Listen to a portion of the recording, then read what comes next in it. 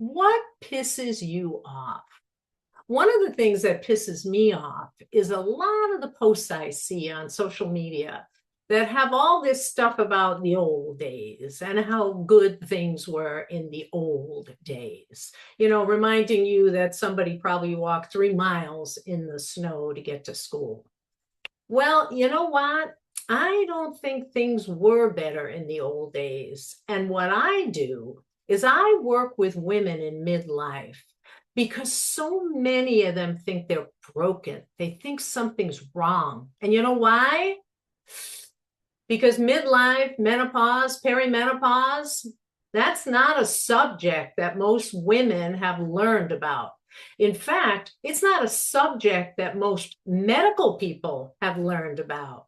Now, things are getting a little better, but if you want to go back and talk about the older days, which weren't that long ago, no, they weren't better for women who are trying to maneuver through this. I've written a booklet. It's called A Long Battle, The Wrong Mat, Ending the War with Your Body. I wrote it after my book, Dieting Sucks for Women Over 40, which is available wherever you get books online. I'm going to put a link so you'll have an opportunity to grab this, The Wrong Mat.